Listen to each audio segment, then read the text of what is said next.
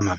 بسم الله الرحمن الرحيم، الحمد لله رب العالمين، والصلاة والسلام على أشرف الأنبياء والمرسلين، نبينا محمد وعلى آله وصحبه أجمعين. أما بعد. Alors déjà, Inch'Allah, on remercie le Cheikh, Cheikh Labib, Jazakallahu khairan. Le Cheikh, il est très, très, très occupé, véritablement très, très occupé. Et subhanallah, mais malgré tout, là, voilà, il nous a fait l'honneur de sa présence. Barakallahu fi. Et malgré que son allocution fut courte, mais subhanallah, elle était très intéressante et très profitable. Taïeb. Donc, je ne vais pas perdre plus de temps que ça et je vais tout de suite débuter avec la traduction de l'allocution du cheikh, Hafidahullah tabaraka wa ta'ala. Donc, le cheikh, Hafidahullah, après avoir invoqué donc Allah tabaraka wa ta'ala et scandé ses louanges et avoir prié sur le prophète Mohammed sallallahu alayhi wa sallam, il a mentionné un verset. Le verset, la parole d'Allah, tabaraka wa ta'ala, يرفع الله الذين آمنوا منكم والذين أوتوا العلم درجات. Donc il dit, on voit à travers ce verset, barakallahu fikum, qu'il y a deux types d'élévation. On a ici l'élévation qui est générale, al-raf' al-am, et on a ce qu'on appelle al-raf' al-khas, et une élévation qui est plus particulière. On voit que l'élévation générale, elle concerne qui donc? Alladhina amanu, ceux qui ont la foi, les croyants de façon générale, al-mu'minun. Et ensuite, il y a une élévation particulière qui sont les gens de science, alladhina utul ilma, et ceux qui ont la science, l'ilm. Ce sont des croyants eux aussi. Mais Allah tabaraka wa ta'ala les a distingués par une élévation particulière en raison de leur savoir. Et il dit le cheikh, hafidhahullah ta'ala wa faqahu li kulli khair, il dit lorsqu'on parle des gens de science, ce sont qui donc? Ce sont les ulama, les savants, les hamalat al-ilm, ceux qui portent la science, tous ceux qui travaillent pour la science, tous ceux qui font des efforts pour la science, et ça englobe cela, les étudiants, ceux qui apprennent, etc. Tout ceci rentre, barakallahu fikum, dans ceux qui cherchent à acquérir le savoir, qui portent le savoir, etc. Et il dit le cheikh Hafidahullah Ta'ala, il dit, et il faut savoir une chose, c'est que justement la quête du savoir, la recherche du savoir, barakallahu fikum, c'est une des voies qui mène au paradis. Et il se base sur le hadith d'Abi Huraira, radhiallahu anhu, man salaka tariqan yaltamisu fihi ilma, sahala Allahu lahu bihi tariqan ila al-jannah. Celui qui emprunte un chemin pour acquérir le savoir, tamam, Allah tabaraka wa ta'ala lui facilite un chemin pour accéder au paradis. Et ensuite il dit, Allah tabaraka wa ta'ala s'est également appuyé de l'attestation des savants. Hein, le fameux verset Shahidallahu annahu la ilaha illahu wal malaikatu wa ulul ilm qa'iman bil qist. Allah a attesté qu'il n'y a point de divinité d'adoration si ce n'est lui, tamam, ainsi que les anges et les gens de science et les gens de science. Et dit le Cheikh Hafidahullah, Allah tabaraka wa ta'ala s'est appuyé de l'attestation des gens de science, des ulama. Ceci montre quoi donc? Montre la droiture des ulama, leur fiabilité et leur importance. Subhanallah. Ensuite, il dit, barakallahu fihi, il dit, al-ulama, parmi les caractéristiques des savants, c'est quoi donc? Le fait qu'ils craignent Allah tabaraka wa ta'ala. Innama yakhsha Allah min ibadihi al-ulama. Certes, les serviteurs d'Allah, tabaraka wa ta'ala, ceux qui le craignent véritablement, ce sont quoi donc? Ce sont les savants. Ce sont al-ulama. Subhanallah. Encore une chose qu'il a évoqué le cheikh, subhanallah, hafidahullah ta'ala, pour montrer encore l'importance du ilm et ses mérites. Il dit, lorsque Allah tabaraka wa ta'ala a voulu montrer la supériorité de Adam alayhi salam sur le reste des créatures, de quelle façon il a exposé sa supériorité? Par la science. وعلمه الأسماء كلها. Et il lui a enseigné les noms de toutes choses par la science. C'est par la science qu'il a exposé la supériorité de Adam, alayhi salam, barakallahu fikum, hein, face au reste de la création. Subhanallah. Subhanallah. يعني لطيفة جميلة جدا. المهم. Ensuite, il dit le cheikh, hafidahullah ta'ala, il dit les mérites du savoir, son importance, etc., ils sont très, très, très nombreux. Et là, ici, l'assise que nous avons actuellement, barakallahu fikum, ne nous permet pas de pouvoir détailler et évoquer tout cela dans les moindres détails. Cependant, cependant, nous, on va mettre l'accent sur une chose. C'est quoi donc le fait d'apprendre al-fiqh? Atafaqquh fi din. Le fait d'apprendre al-fiqh. Le fait, barakallahu fikum, de connaître ce qu'est le fiqh. En français, comme élément, la jurisprudence. Et ensuite, il a donné la définition du fiqh, comme on l'avait vu ensemble hier dans Matn Abi Shouja'. Il dit le fiqh, c'est la connaissance des statuts juridiques et pratiques par le biais de ses preuves détaillées ou bien par le biais d'un effort, d'un ijtihad. Il dit, ou bien encore, pour donner une définition encore beaucoup plus simple et beaucoup plus résumée, ma'rifatul halal wal haram. Il dit le cheikh, la connaissance de ce qui est halal et de ce qui est haram. Tamam. De ce qui nous incombe, de ce qui nous est obligatoire. طيب. Donc, et il dit le cheikh, donc, il y a des choses qui sont obligatoires pour nous de connaître. Ensuite, il dit le cheikh, hafidahullah, il dit, et il y a une chose qui me fait énormément plaisir, c'est que là, à l'instant T, je suis en train de voir sur la liste des participants, je vois des différents noms. Et à travers vos noms, je peux voir qu'il y a aussi bien des hommes comme des femmes. Et ça me fait énormément plaisir, ça me touche. Je vois que, voilà, qu'il y a des hommes, tout comme des femmes également, qui, barakallahu fikum, se soucient d'apprendre leur religion. Tamam. Et je vous encourage à continuer dans cette voie et à continuer ainsi. Car oui, en effet, il y a des choses qu'on se doit d'apprendre chacun d'entre nous, de façon individuelle, barakallahu fiikum, on se doit d'apprendre ces choses-là. On se doit d'apprendre, barakallahu fiikum, tout ce qui est nécessaire pour la validité de nos adorations. Tamam, tout ce qui est nécessaire pour la validité de nos interactions, de nos mu'amalat. Donc, ce qui concerne la prière, ce qui concerne la zaka pour celui qui est éligible, ce qui concerne le siyam, ce qui concerne les règles du commerce pour celui qui souhaite commercer, ce qui concerne les règles du mariage pour celui qui entreprend de se marier. Tamam, aywa. Donc, toutes ces choses-là, barakallahu fikum, on se doit, jazakumullahu khairan, de les apprendre et de les connaître à partir du moment où nous sommes directement concernés afin que celles-ci soient conformes et valides. Tayyib. Et il dit ensuite, le cheikh, hafidhahullahu ta'ala, et il dit, et qu'il sache, celui qui est sur cette voie, à savoir le chemin de la science, qu'il sache que à travers cela, Allah lui veut du bien. Car comme l'a dit le prophète Mohammed sallallahu alayhi wa sallam dans le hadith de Muawiyah ibn Abi Sufyan fi sahih, Man yuridullahu bihi khayran yufaqihu fi din. Tamam. Celui à qui Allah veut du bien, il lui enseigne sa religion. Il lui fait comprendre sa religion. Il lui donne l'accès au fiqh de la religion. Tamam, ya ikhwan? Jamil. Et il dit ensuite le cheikh, et là il donne une très bonne nasiha et un très bon conseil. Hafidhahullahu tabaraka wa ta'ala wa ra'ah. Et il dit, barakallahu fikum, et ce chemin, à savoir le chemin de la science, de l'étude de la science, etc., l'apprentissage doit se faire de la même façon, de la même tariqa, de la même méthodologie qui a été employée par nos ulama, par nos savants, par nos savants, qui ont entrepris un chemin qu'ils ont étudié d'une façon qui s'est transmise de génération en génération, à savoir l'étude du fiqh à travers un madhab.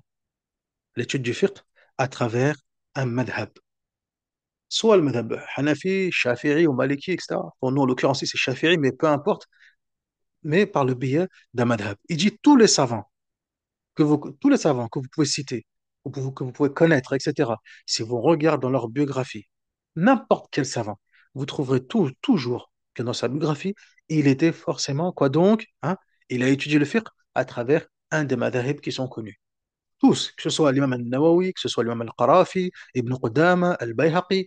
Ensuite, il a cité des noms, hafidhahullah ta'ala. Certains sont Hanbali, comme Ibn Qudama, d'autres sont Maliki, d'autres sont Shafi'i, etc. Mais voilà, tout ça pour donner un exemple, pour dire que tous ces fuqaha, tous ces ulama, ils ont tous pris le fiqh, barakallahu fikum, via un madhab. Via un madhab.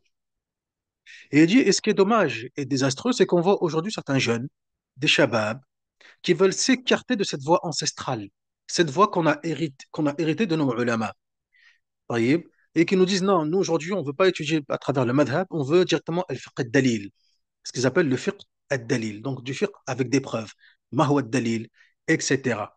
طيب يا إخوان, comme si, barakallahu fikum, les aïmma, les imams, etc., les ulama, ou ceux qui ont fondé les madhahib, comme si ces derniers, hein, leurs avis juridiques, leurs ahkam, n'étaient pas basés sur des preuves. Alors que l'imam Abu Hanifa, rahimahullah ta'ala, ou bien l'imam Malik ibn Anas, ou bien l'imam Shafi'i, ou bien l'imam Ahmed ibn Hanbal, tous, tous les statuts juridiques qu'ils ont pu établir, ainsi que les règles qui ont découlé de cela, étaient tous basés sur quoi donc? Sur, sur des preuves. Sur des preuves. Tamam.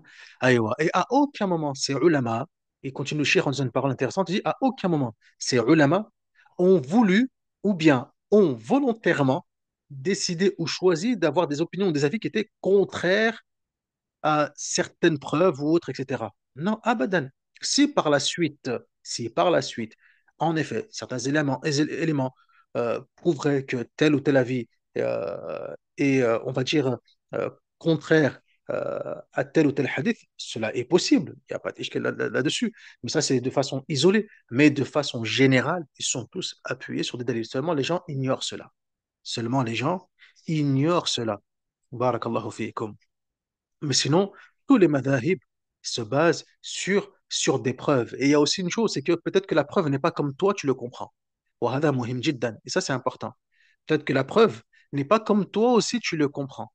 Parce que la preuve n'est pas forcément uniquement, barakallahu fikum, le hadith qui te dit fais comme ci, fais comme ça. C'est peut-être aussi également comment toi, tu vas comprendre le hadith. طيب. Et ensuite, le cheikh, il dit, hafidahullah ta'ala, il mentionne un exemple. Il dit une fois, donc c'est le fameux récit qu'il a raconté pour ceux qui ont pu comprendre. Et une fois, un jeune est venu vers moi et on a commencé à discuter et à débattre sur la question. Et il commence à dire, oui, vous les Shafi'is, hein, vous les Shafi'is, vous dites que les urines, toutes les urines, elles sont najisa, elles sont souillées. Même les urines des animaux qui sont comestibles. Et là, le cheikh il dit, naam, en effet, tout à fait. Et il dit, mais et c'est quoi votre preuve en cela? Vous n'avez pas de preuve. Le cheikh il dit, bah, si on a une preuve en cela, bien sûr qu'on a une preuve. Et le jeune lui dit, mais c'est quoi cette preuve? Cheikh il répond, il dit, bah, c'est simple. La preuve, c'est quoi donc? C'est le fameux hadith du prophète Mohammed sallallahu alayhi wa sallam, où il est passé devant deux tombes. Hein, tout le monde connaît le hadith, le fameux hadith où il passe devant deux tombes. Et ensuite, le prophète Mohammed sallallahu alayhi wa sallam dit, Innama yu'adhaban ou ma yu'adhaban bi kabir. Certes, ils sont en train de se faire punir en ce moment même, à l'instant T, mais c'est pas pour une chose qui est, c'est pas pour quelque chose qui est immense, qui est important, c'est pas pour un grand péché. Et ensuite, il revient, le prophète Mohammed sallallahu alayhi wa sallam, et dit, ah si, il y en a un qui faisait du colportage, kana yamshi bin namima, et l'autre, il ne se protégeait pas de l'urine. Et c'est ça qui nous intéresse. تمام ما كان يستبرئ من البول. Et l'autre, il ne se protégeait pas de l'urine. طيب. Et donc là, le jeune lui dit, bah, et où la preuve dans cela? Il dit, bah, la preuve est dans le hadith. Il dit, Cheikh Labib, c'est dans le hadith. Il dit dans le hadith le terme al-bawl, il avec l'article défini alif lam. Donc cela implique quoi donc?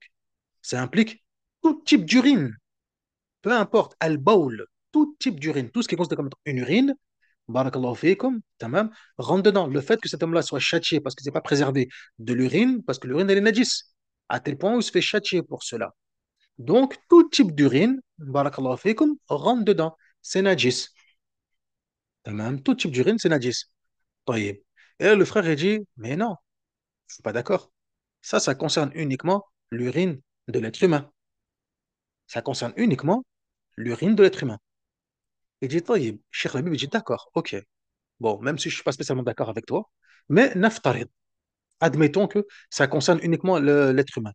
Mais l'être humain, c'est une créature qui est noble. Comme dit dans le Coran, وَلَقَدْ كَرَّمْنَا بَنِي آدَمَ. On a anobli le fils d'Adam. Le fils d'Adam, il est noble, à tel point que sa carcasse, par exemple, son cadavre, il n'est pas najis, etc. Il est tahir. Même le mécréant, il est tahir, etc. L'être humain, il est noble. Si son urine, elle est najisa, que dire de l'urine d'un animal? Le cheikh dit, le jeune n'a pas pu, il n'a pas su répondre. Là, le jeune n'a pas su. Et oui, si l'être humain lui-même, de base, l'être humain lui-même, subhanallah, tamam, qui est un être noble, qu'Allah Azza wa Jalla a anobli, وَلَقَدْ كَرَّمْنَا بَنِي آدَمَ. Si son urine à lui, elle est najisa, que dire alors d'un animal qui est moindre? Tamam. Et là, il dit le jeune n'a pas su répondre à ce niveau-là. Ensuite, le jeune lui a dit, bah, dans ce cas-là, cheikh, qu'est-ce que vous dites du hadith dans lequel le prophète Mohammed sallallahu alayhi wa sallam a demandé à des personnes qui étaient malades de boire l'urine de chameau? Et là, cheikh répond tout simplement, il dit, bien sûr, le hadith il est authentique, et ce hadith-là nous montre que en cas de nécessité, si on est dans une maladie quelconque, etc., et qu'on souhaite la guérison d'Allah, tabaraka wa ta'ala, on peut utiliser comme remède le fait de boire l'urine de chameau. Tout simplement. C'est une situation spécifique. Tout simplement, ni plus ni moins. Mais en aucun cas, cela signifie que l'urine, elle est pure. À aucun moment. طيب يا إخوان، وهكذا. سبحان الله. تمام.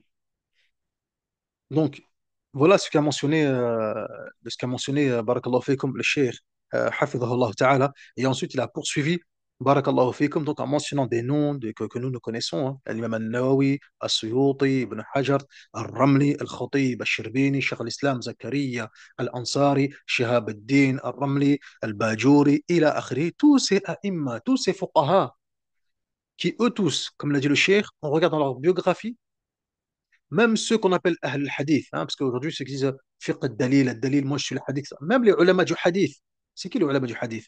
Tu vois, comme Al-Hafid ibn Hajar al-Asqalani, comme l'imam al-Nawawi, comme Al-Hafid al-Sakhawi, comme Al-Hafid ibn Asakir, tous هؤلاء, ils avaient tous un madhab. Et ici, en l'occurrence, c'est le madhab al-Shafi'i. Tamam. Donc, pourquoi aujourd'hui on s'entête à vouloir suivre une autre voie que celle qu'on a héritée de nos ulama de génération en génération, tamam, qui a prouvé, barakallahu fikum, son efficacité, subhanallah, son efficacité, tamam, et sa pertinence, pour suivre une autre voie qui, barakallahu fikum, aujourd'hui nous ramène jazakumullahu khairan, des avis, sans vouloir citer quelques noms, mais on sait très bien que aujourd'hui, certaines personnes qui ont été entre guillemets, alors ça vient de moi, je précise, ça c'est moi qui parle, c'est pas de Cheikh Labi, c'est moi qui parle.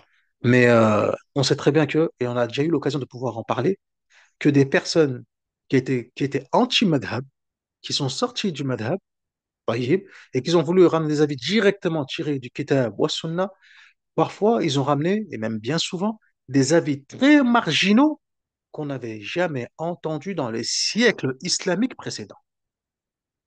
Et c'est une vérité, c'est une réalité. Tamam. C'est une réalité. C'est-à-dire qu'on est arrivé à une époque où, en l'an 2000, on donne des avis et des opinions juridiques qu'on n'a jamais entendues pendant plus de 1400 ans d'histoire. C'est quand même. Al-Muhim, fermons la parenthèse. Donc, Cheikh il dit, barakallahu fikum, de rester sur cette voie. Il donne un conseil. Il commence par plusieurs conseils. Il dit le premier, et restez donc, barakallahu fikum, sur la recherche de la science. Atafaqquh wa ta'allum fi dinillahi azza wa jal. Deuxième recommandation, barakallahu fikum, le suivi d'un madhab. Rester attaché sur le suivi d'un madhab. Après, par la suite, si la personne peut voler de ses propres ailes, entre guillemets, si je puis dire, fa biha wa ni'ma. Mais au préalable, au départ, on étudie. Et ça, on a déjà dit cela à plusieurs reprises, ya ikhwan. Le madhab, c'est un mudarris. Aujourd'hui, celui qui se prétend être autodidacte, nadir jiddan. On a forcément un professeur. Forcément, on a un professeur. Ça peut être l'imam de ta mosquée, ça peut être l'imam al-Bukhari, ça peut être le cheikh qui est avec toi en Saoudia, n'importe qui. Nous, on a décidé que, en tant que madhabiste, entre guillemets, que notre professeur, ce soit l'imam al-Shafi'i. Fabiha wa ni'ma. C'est aussi simple que ça. C'est tout. ثم بعد ذلك الإنسان ينتقل إذا أراد. المهم. Ensuite, il donne un autre conseil, le cheikh. Hafidhahullah ta'ala. Qu'est-ce qu'il dit? Il dit, et surtout, évitez d'avoir de l'aversion envers quiconque. Ayez, barakallahu fikum, hein, un esprit qui est large, une poitrine qui est large. Ne professez aucune mauvaise parole. Barakallahu fikum. Tamam? Comme dit Allah dans le Coran, وَقُولُوا لِلنَّاسِ حُسْنًا. وَقُولُوا لِلنَّاسِ حُسْنًا. Et lorsque vous parlez avec les gens, ne prononcez que des belles paroles. Ou bien le hadith du prophète Mohammed sallallahu alayhi wa sallam, وَخَالِقِ النَّاسِ بِخُلُقٍ حَسَنٍ. وَخَالِقِ النَّاسِ بِخُلُقٍ حَسَنٍ. Et comporte-toi envers les gens avec un bon comportement. Et il dit le shir, cela englobe tout le monde.